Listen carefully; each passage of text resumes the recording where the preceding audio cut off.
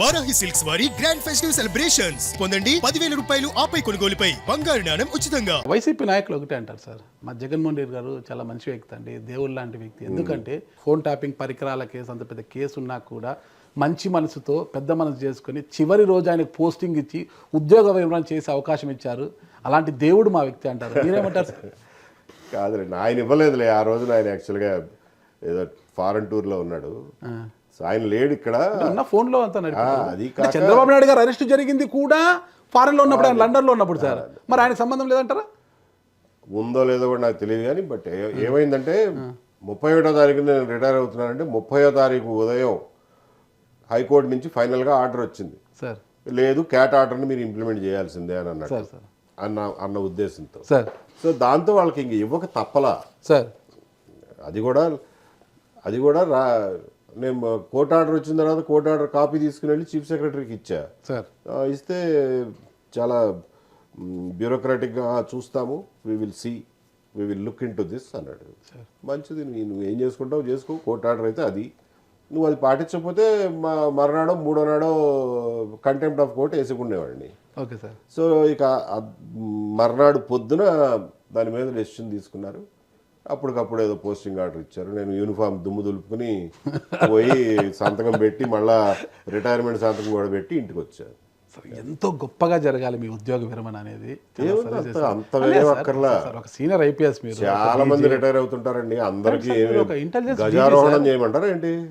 Sir, ఒక intelligence DG, police department వచ్చేసి గౌరవ లాంఛనాలతో మీ ఇంటెలిజెన్స్ డీజీ అండి. 5 ఏళ్ల కింద ఇంటెలిజెన్స్ డీజీ గొప్ప సార్. మీరు ఆ తర్వాత మీరు గవర్నమెంట్ మారిన తర్వాత అంటే 2019 నాటికి మీకు అటు చేసి ఏసీబీ డీజీగా చేశారు. ఎలక్షన్ కమిషన్ నుంచి మిమ్మల్ని అది కూడా ఎలక్షన్ కమిషన్ నుంచి మిమ్మల్ని తప్పించి ఎలాగైనా ఎన్నికల సమయానికి మీరు అందుబాటులో ఉండాలనే ఉద్దేశంతో చంద్రబాబు నాయుడు గారు చాలా జీవోలు ఇచ్చేసి ఉద్యోగం జీవో ఇవ్వకపోతే అందుబాటులో ఉండకుండా పోతామా?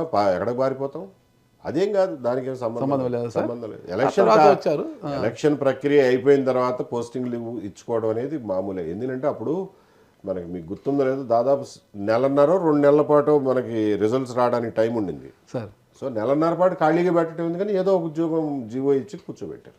ఒక చిన్న విషయంలోని అంటే అది జరిగిందా లేదా నాకు తెలియదు, విచారణ బయటపడాలి. అది ఫోన్ ట్యాపింగ్ పరికరాల కొనుగోలు మీ కుమారుడి కంపెనీ అది ఇదని అది అంత పని చేశారు.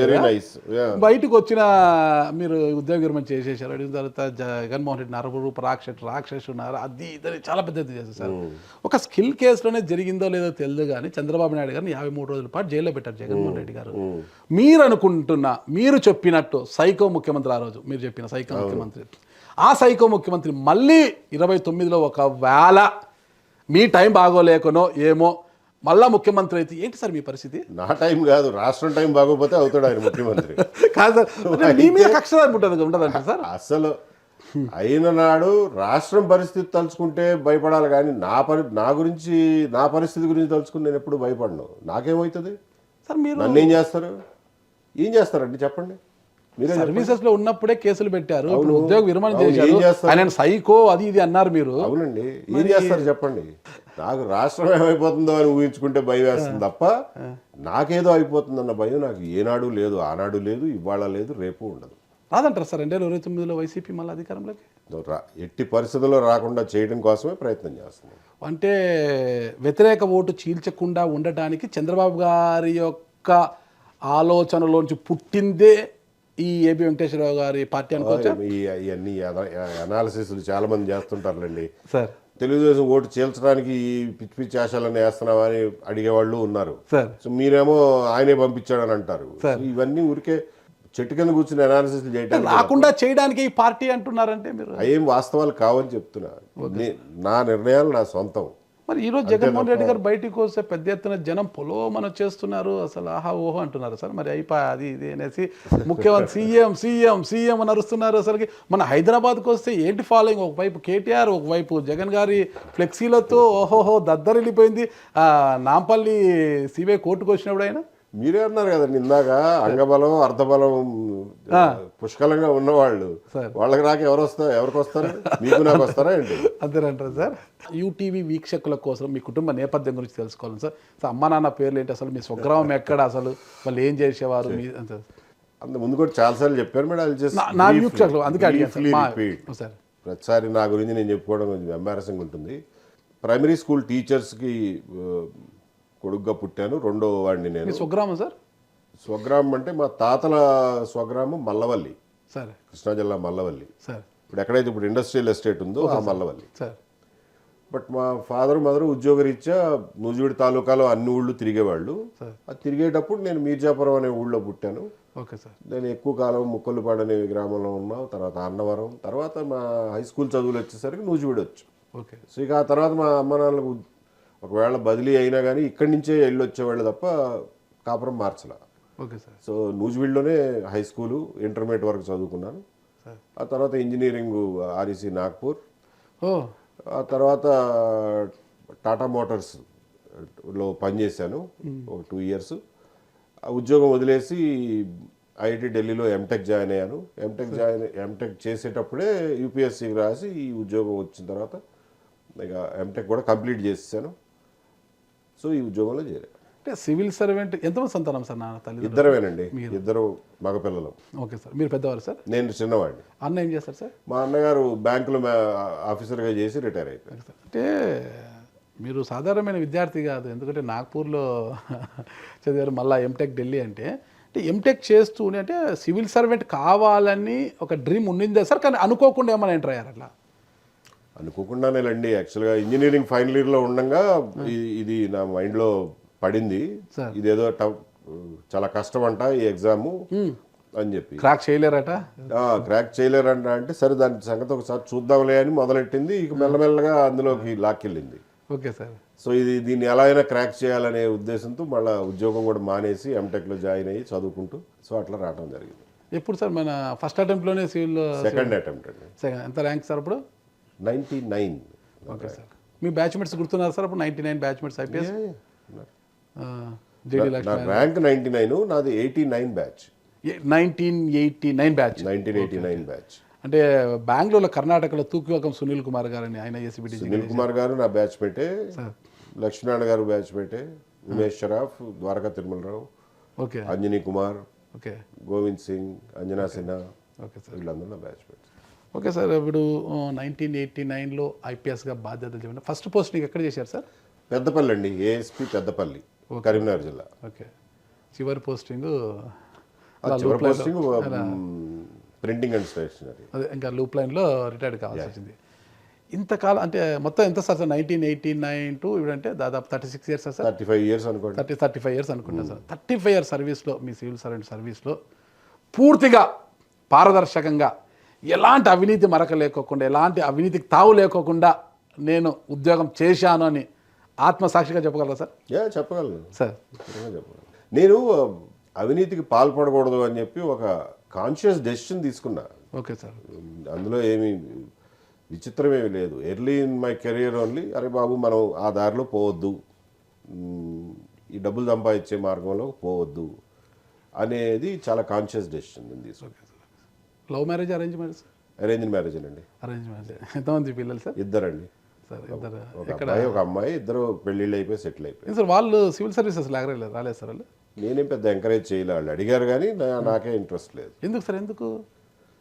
మీరు ఒక హోదాను చూశారు మరి. ఆ సర్వీస్ మేము జాయిన్ అయిన నాటికి ఇవాళకి సివిల్ సర్వీసెస్ యొక్క క్యారెక్టర్ బాగా మారిపోయిందండి. మారిపోయింది. మేము జాయిన్ అయిన టైంలో ప్రైవేట్ రంగంలో పెద్ద అవకాశాలు ఉండేవి కాదు, చాలా లిమిటెడ్గా ఉండేవి అవకాశాలు. సో ఇప్పుడు ప్రైవేట్ రంగంలో బోల్డ్ అనే అవకాశాలు వచ్చినాయి. You can choose from a variety of professions. Correct sir, మీరు చెప్పేది కరెక్టే. కానీ మీరు ఒక వర్డ్ అన్నారంట, మేము ఉన్నప్పటికీ ఇప్పటికి సివిల్ సర్వీసెస్లో క్యారెక్టర్ మారిపోయిందని. మీన్స్ నాకు అర్థం కాదు. కరెక్టే, క్యారెక్టర్ మారింది. ఎందుకంటే అంటే మాకంటే ముందు కూడా ఇంకా బెటర్గా ఉండొచ్చు. మేము జాయిన్ అయ్యే టైంకే కొంత దిగజారి ఉండొచ్చు. మేము జాయిన్ అయ్యి రిటైర్ అయ్యే నాటికి ఇంకా దిగజారిపోయింది. ఇప్పుడు బాగా సివిల్ సర్వీసెస్ పొలిటికల్లీ డ్రివెన్ అయిపోతుంది. వాళ్ళకేం పెద్ద ఇండిపెండెన్స్ లేదు, వాళ్ళు సొంతంగా నిర్ణయాలు తీసుకునే పరిస్థితి లేదు. సో ప్రతిదానికి ఎవరో ఒకళ్ళకి సమాధానం చెప్పే పరిస్థితి. అంటే సొంత డిపార్ట్మెంట్లో వాళ్ళకి సమాధానం చెప్పడం వేరు, అదర్ దాన్ ది డిపార్ట్మెంట్ రాజకీయ నాయకులకు తెల్లారులేస్తే ఎక్స్ప్లెనేషన్ ఇచ్చుకోవడం, సమాధానాలు చెప్పుకునే పరిస్థితికి వచ్చింది. ఎంతో కష్టపడి సివిల్ సర్వీసెస్ క్రాక్ చేసి ఐపీఎస్, ఐఏఎస్లు, ఐఎఫ్ఎస్లు ఇలా అవుతారు కదా సార్. సార్ ఎవరు వచ్చినా కూడా సమాజంలో బాగా గౌరవంగా, ఎందుకంటే తొందర ఐడెంటిఫై అయ్యేది పోలీస్ సార్. కాకి డ్రెస్, దానికి ఉన్న డిగ్నిటీ వేరే సార్. ఎవరికి ఒక ఐఏఎస్ వచ్చినా కూడా తను నేను కలెక్టర్ అని చెప్పుకోవాలి చెప్తే ఎవరికి తెలియదు సార్. బయట కామన్ సార్ ప్రజల్లోకి వెళ్తే గిన సార్, అంటే ఆ జిల్లా కలెక్టర్ అయితే కనుక్కుంటారు సార్. వేరే జిల్లా నుంచి వచ్చినప్పుడు ఇది కనుక్కోలేదు సార్. అదే మీరు ఏ జిల్లాకు వెళ్ళిన డ్రెస్లో ఆయన పోలీస్ ఆఫీసర్, ఆ స్టార్స్ని చూసి అంచనా వేస్తారు సార్ ఎవరు ఆయన ఏంటి అనేది. దానికి ఉన్న ఇదేదే సార్. కానీ అలాంటి పవర్ఫుల్గా ఉన్న కాకి ఎప్పుడూ కూడా ఖద్దర్కి గులాంగిరి చేయాల్సి వస్తుంది అంటుంటారు సార్. వాస్తవం అంటారా? See, in the constitutional scheme of things, A service అయినా, ఏ బ్యూరోక్రాట్ అయినా రాజకీయ నాయకత్వానికి అనుగుణంగా పనిచేయాల్సిందే. అందులో చట్టబద్ధంగా కూడా అది మనం వాళ్ళకి అనుగుణంగానే పనిచేయాలి. కాకపోతే చట్టబద్ధ పరిపాలన జరిగే సమాజాల్లో ప్రతి ఒక్కళ్ళు, రాజకీయ నాయకులకి ఒక సెట్ ఆఫ్ రూల్స్ ఉంటాయి, ఐఏఎస్ ఆఫీసర్లకు ఒక సెట్ ఆఫ్ రూల్స్ ఉంటాయి, ఐపీఎస్ ఆఫీసర్లు ఒక సెట్ ఆఫ్ రూల్స్ ఉంటాయి.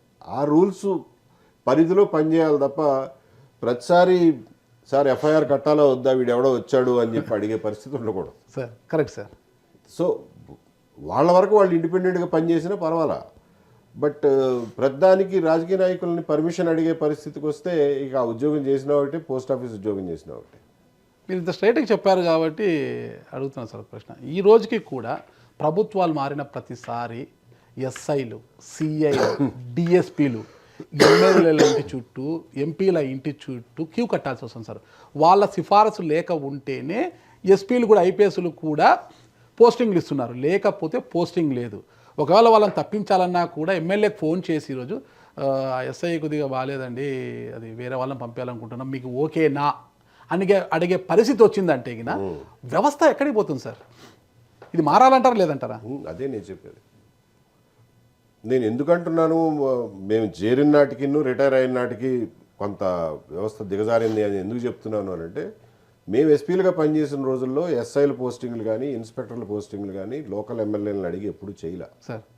మాకు అట్ట నడిచింది సార్, మమ్మల్ని అట్ట పని చేయనిచ్చారు సార్ ఆ రోజున. ఇవాళ ఆ పరిస్థితి లేదు పోలీస్ ఆఫీసర్లకి. సో దిగజారిపోయినట్టే కదా.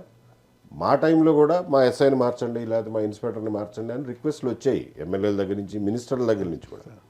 మీ ప్రాబ్లం ఏంటో చెప్పండి సార్, ప్రాబ్లం నేను సాల్వ్ చేస్తాను, అతను బాగోకపోతే తీసేస్తాను, కానీ ప్రాబ్లం ఏంటో చెప్పండి అని అంటే, లేదండి మాకు కొన్నిసార్లు అయితే మాకు చెప్పకుండా మా వాళ్ళపై కేసులు పెట్టారు, మా వాళ్ళ మీద కేసులు పెట్టారు, మా వాళ్ళని పిలిపించి మాకు చెప్పకుండానే ఎఫ్ఐఆర్లు కట్టేస్తున్నారు. పోలీస్ స్టేషన్కి వెళ్ళి కంప్లైంట్ ఇస్తే ఎఫ్ఐఆర్ కట్టేస్తున్నారు. మా దగ్గరికి వచ్చి బతిమాలితే మేము పోలీస్ స్టేషన్కి ఫోన్ చేస్తే ఎఫ్ఐఆర్ కట్టాలి, కానీ మీరు డైరెక్ట్గా ఎఫ్ఐఆర్లు కట్టేస్తే ఇంక మాతో పనే ఉంది ప్రజలకి, మా దగ్గరికి ఎందుకు వస్తారు అనేవాళ్ళు. సార్ లేదు స్వామి, మీ రాజకీయాలు మీవి, మీ పనులు మీవి, పోలీస్ స్టేషన్కి వస్తే ఎఫ్ఐఆర్ కట్టడానికి మీకోసం వెయిట్ చేయకూడదు. నేనే చెప్పాను వాళ్ళందరికీ, రే ఎవరిని వెయిట్ చేయించొద్దు, ఉన్న కేసులు ఉన్నట్టుగా కట్టేయండి, ముందు మెల్లగా ఇన్వెస్టిగేట్ చేయండి అని చెప్పాను. ఆ విషయంలో మీరు కావాలనుకున్నట్టుగా మేము చేయలేము అని చెప్పాం. వాళ్ళు కూడా చివరికి ఒప్పుకునేవాళ్ళు, తప్పదలే అన్నట్టు. బట్ ఇవాళ అట్లా ఒప్పుకునే పరిస్థితి లేదు. ఓ అట్లా అంటారా అని చెప్పి ఎస్పీనే మారుస్తారు రెండో రోజు. వ్యవస్థ ఇలా అయిపోవడానికి కారణము ఖద్దర్ అంటారా, అలా అంటే ఇంకా ఏంటంటారు సార్? అసలు రాజకీయ నాయకత్వాలే కారణం. పోలీస్ ఆఫీసర్లు కావాలని చెప్పి వాళ్ళ జుట్టు తీసుకెళ్ళి రాజకీయ నాయకుల చేతిలో బెటర్ కదా సార్. ఇప్పుడు SI, CI, DSP, SP sir okay మాట లేదంటే వాళ్ళని లూప్ లైన్కో దానికో పంపిస్తారు సార్.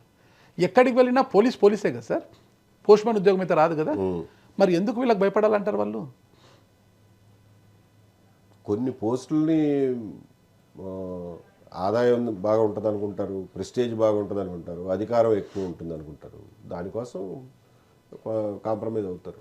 అందులో పెద్ద రాకెట్ సైన్స్ ఏముంది అంటే, కొంతమంది పోలీస్ ఆఫీసర్స్ ఖద్దర్ చెప్పినట్టు వాళ్ళు ఎవరు పవర్లో ఉంటే వాళ్ళు చెప్పిన మాటలు వినేస్తారు సార్, ముందు వెనక ఆలోచించకుండా చేసేస్తారు. వాళ్ళు బాగానే ఉంటారు సార్ ప్రభుత్వం మారినాక. పనిష్ అయ్యేది ఆఫీసర్లే కదా సార్. కొన్నిసార్లు చాలాసార్లు పనిష్ అవుతారు, ఓకే సార్, ఇబ్బంది పడతారు. బయట వాడు ఇబ్బంది పెట్టినా పెట్టకపోయినా ముందు నీకు మనస్సాక్షి ఉండాలి కదండి. మరి లాస్ట్ గవర్నమెంట్లో మీ హోదాలో పనిచేసి ఇంటెలిజెన్స్ డీజీగా పనిచేసి సీతారామాంజనేయులు గారు అరెస్ట్ కావడం అనేది ఇద్దరు ఐపీఎస్ అధికారులు సస్పెండ్ కావడం అనేది చరిత్ర ఎప్పుడైనా జరిగిందంటారా? ఎప్పుడు జరగలేదు, ఫస్ట్ టైం. మరి దీనికి కారణము వాళ్ళు జీ హుజూర్ అనడమేనా, లేకపోతే వ్యవస్థ అలా వాళ్ళని మార్చిందంటారా? ఏం జరిగిందో మొత్తానికి తప్పులు అయితే జరిగినాయి. అది జగన్మోహన్ రెడ్డి గారి ప్రభుత్వంలోనే ఇట్లాంటి తప్పులన్నీ మరీ ఒక పరాకాష్ఠకు చేరుకున్నాయి. తప్పులు చేయకుండా ఎప్పుడూ ఉండరులే కానీ, బట్ అదొక పరాకాష్ఠకి వెళ్ళిపోయింది. సో దాంతో వాళ్ళు చట్టం బారి నుంచి తప్పించుకోలేకపోయారు. ఇప్పుడు అదే జరుగుతోంది సార్. ఆ రోజు వాళ్ళ ప్రభుత్వం వచ్చినప్పుడు టీడీపీకి అనుకూలంగా ఉన్నారనో ఇతరుగా ఉన్నారనో చాలామందిని పనిష్ చేశారు, చాలా ఇబ్బందులకు గురి చేశారు. ఇప్పుడు కూడా అదే జరుగుతుంది. చాలామంది పోలీస్ ఆఫీసర్లను ఇబ్బందులు పెట్టడం గురి చేస్తున్నారు. పివి సునీల్ గారు కావచ్చు, చాలామందిని అట్లే ఇబ్బందులకు గురి చేస్తున్నారు. అనుకూలంగా ప్రతికూలంగా ఉన్నారని నిర్ణయాలు తీసుకోకూడదండి. స్పెసిఫిక్గా ఏం చేశారో దాని మీద నిర్ణయాలు తీసుకోవాలి. మీరు ఇందాక నుంచి అన్నారు, మీరు ఫోన్ ట్యాపింగ్ ఎక్విప్మెంట్ కొన్నారంట డూమ్ అని చెప్పి. అరే నువ్వు 5 ఏళ్ళు పవర్లో ఉన్నావు కదా, ఏ ఎక్విప్మెంట్ కొన్నావు తీరా బాబు, ఎక్కడుందో చూపించది, ఎవడు కొన్నాడు, దానికి ఒక కాగితం డబ్బులు ఎవడో కట్టి ఉంటాడు కదా, ఎక్కడో చోట ఉంటుందిగా ఆ ఎక్విప్మెంట్, ఎవడు పారాయుడుగా. అది ఉంటే స్పెసిఫిక్గా దానిని ఆ కేసులో అరెస్ట్ చేయాలి కదా. అంతేగాని ఊరికే ఒక అభాండం వేసి పడేస్తే ఎట్లా? అట్లాగే వీళ్ళ మీద కూడా ఏదైనా సాక్ష్యాధారాలు ఉంటేనే వాళ్ళ మీద యాక్షన్ తీసుకోండి. ఆకాశం ఎలక్ట్రానిక్స్కి మీ కొడుకు సంబంధం లేదా సార్? ఉందండి, అది అందరిదే కంపెనీ. సో దానికి నాకు ఏం సంబంధం అంటే దాని ద్వారానే మధ్యవర్తిత్వం వర్తించి మీరు కొనుగోలు చేయించారు? లేదండి, ఇవన్నీ ఆరోపణలు కదా. అవును సార్. మరి 5 ఏళ్ళు కూర్చుని ఏం చేశారు మీరు? 5 ఏళ్లలో ప్రూవ్ చేయాలి కదా. ఇది చేయలేకపోయారు. అది యాక్చువల్గా వాస్తవం కాదు, అందుకనే ప్రూవ్ చేయలేకపోయారులేండి. ఇప్పుడు మళ్ళీ అది జరుగుతోంది సార్. ఇప్పుడు సోషల్ మీడియాలో వచ్చే పోస్టులకు కూడా రాజకీయ నాయకులు మాటలు వినేసి వీళ్ళు అరెస్ట్ చేసేస్తున్నారు సార్ పోలీసులు. వెంటనే ఫోన్లు చేస్తున్నారు, ఎమ్మెల్యే గారు కేసు పెట్టారండి, ఒకసారి స్టేషన్కి వచ్చి మాట్లాడండి, వచ్చి సారీలు చెప్పండి, అంటే ఎఫ్ఐఆర్ కట్టాల్సి వస్తుందని సిఐలు ఎస్ఐలు బెదిరిస్తున్నారు సార్. ఇలాంటి వారి కథ చెప్తామని జగన్మోహన్ రెడ్డి గారు ఆల్రెడీ వార్నింగ్ ఇస్తున్నారు. ఇప్పుడు వీళ్ళు చెప్తున్నారని వీళ్ళు ఫోన్లు చేసి బెదిరిస్తున్నారు అందరినీ. మరి ఆయన చూస్తే మేము అధికారంలోకి వస్తే తోలు తీస్తాం, మీ కథ చూస్తాం అంటున్నాడు. వీళ్ళు ఏం చేస్తారు సార్? నాకు అర్థం కాదు. పోలీస్ ఆఫీసర్లు చేయకపోతే పోస్టింగ్లు ఉండవు, వీళ్ళు లేకపోతే మాకు వచ్చే పోస్ట్ మ్యాన్ ఉద్యోగం కాదా, పోలీసునే కదా నేను ఎక్కడున్నా కూడా అయితే లేకపోతే కాకపోతే సైలెంట్ కొంటారు, ఖద్దరికి భయపడి వీళ్ళు పనిచేస్తున్నారు. తర్వాత గవర్నమెంట్ మారితే వీళ్ళకి పోస్టింగ్లు వస్తాయి లేదో గ్యారంటీ లేదు, మళ్ళీ పనిష్మెంట్స్ ఉంటాయి. ఇది మార్పు ఎక్కడ తీసుకురావాలంటే చట్టం ప్రకారం నీకు ఎంతవరకు వెసులుబాటు ఉందో అంతవరకే చేయాలి తప్ప చట్టాన్ని మించి చేయాల్సిన అవసరం లేదు ఏ పోలీస్ ఆఫీసరు. కొంచెం ధర్మం విచక్షణ కూడా ఉండాలి. Okay sir. సో అవన్నీ మైండ్లో ఉంటే, మనం మైండ్ సాఫ్గా ఉంటే డెసిషన్లు కరెక్ట్గా ఉంటాయండి.